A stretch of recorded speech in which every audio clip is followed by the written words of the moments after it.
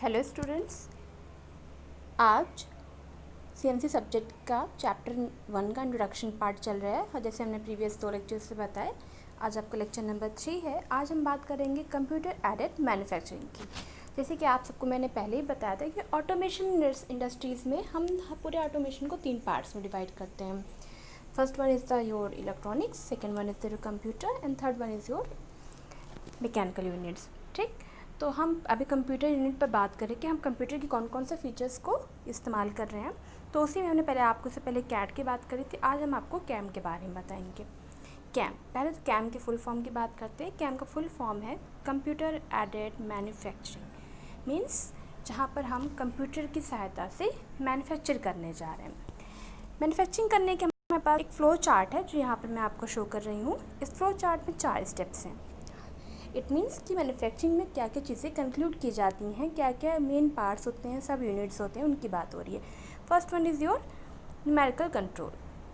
Numerical control means हम पूरी machining को, पूरे जितने भी हमने कैड सॉफ्टवेयर में प्रोग्राम्स बनाए हैं उन सब को हम न्यूमेरिकली कंट्रोल करते हैं with a specific coding, with a specific programme, with a specific GNM code और डिफरेंट टाइप्स ऑफ पैरामीटर्स के थ्रू।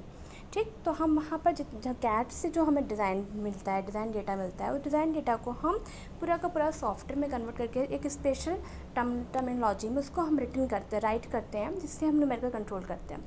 सेकेंड जो सब यूनिट होती है वो होता है रोबोट्स। ठीक, हमने बताया कि आपके जो ऑटोमेशन इंडस्ट्रीज़ होते हैं वहाँ पर हम mechanical, electronic and computer units का इस्तेमाल करते हैं। जहाँ पर हम मैकेनिकल यूनिट के जगह पर, जहाँ पर मैन्युफैक्चरिंग होती है, वहाँ पर हम रोबोट्स का इस्तेमाल करते हैं। और रोबोट्स वो यूनिट होती है जो हमारे मटेरियल ट्रांसफ़र के लिए, पिक एंड प्लेस के लिए, ट्रैवलिंग के लिए, अब बहुत सारी चीज़ें हैं जो मैं आपको आगे बताऊंगी।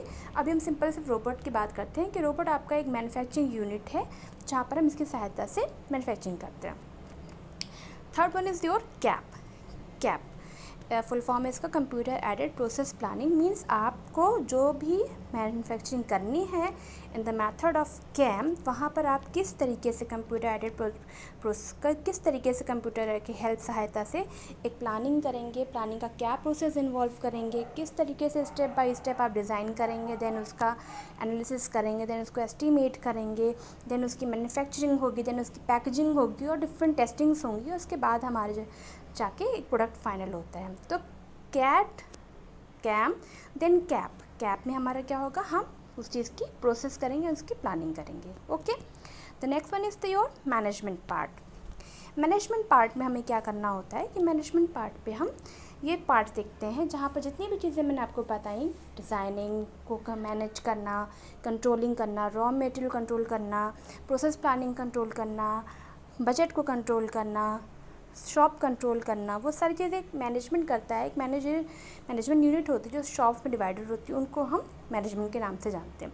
तो इन 4 स्टेप्स में पूरी मैन्युफैक्चरिंग डिवाइड की जाती है, जहाँ पर न्यूमेरिकली कंट्रोल मशीन्स यूज़ होती हैं, रोबोट्स यूज़ होते हैं, कैप यूनिट्स यूज़ होती हैं, मैनेजमेंट यूज़ होती हैं। ठीक, अब बात हम करेंगे फंक्शंस ऑफ कैम की। कैम के क्या क्या फंक्शन है, किस तरीके से वो काम करता है। First one is cost estimation. आपको कैम के द्वारा अपने पूरे प्रोडक्ट की, पूरी मैन्युफैक्चरिंग यूनिट की कॉस्ट पता चलती है, कितना लेबर कॉस्ट है, कितनी मशीनिंग कॉस्ट है, कितनी प्रोसेस कॉस्ट है, एटसेट्रा एटसेट्रा। कैप के बारे में बता ही चुकी हूँ। Third one is calculation of machining data, tool speed, work speed, feed. आपको पता है कि जब भी कोई मैन्युफैक्चरिंग होती है तो हम एक एग्जैक्ट वर्क पीस सेलेक्ट करते हैं, उस वर्क पीस के अकॉर्डिंग हम टूल सेलेक्ट करते हैं। तो मटेरियल का selection on the behalf of tool और on the behalf of work piece बहुत ज़रूरी होता है। और उस सिलेक्शन ऑफ टूल और वर्क पीस मटेरियल पर क्या स्पीड देनी है, क्या फीड देना है, किस तरीके से हमको पावर जनरेट करके पावर की स्पीड कितनी देनी है, वो सारा मशीनिंग डेटा पे कैलकुलेट करता है। उसके बाद फोर्थ आपका पॉइंट है एनसी पार्ट प्रोग्रामिंग। आप सबको पता है कि कैम में जो भी डिज़ाइन मिलती है हमें कैड के थ्रू, वो एक स्पेसिफिक डिज़ाइन होती है जिसके लिए एक स्पेसिफिक प्रोग्रामिंग की जाती है। उस प्रोग्रामिंग को लिखने के लिए हमारे पास बहुत सारे प्रोग्राम्स हैं, बहुत सारे तरीके हैं, जिसमें आपके एनसी पार्ट प्रोग्रामिंग भी एक खास तरीका होता है।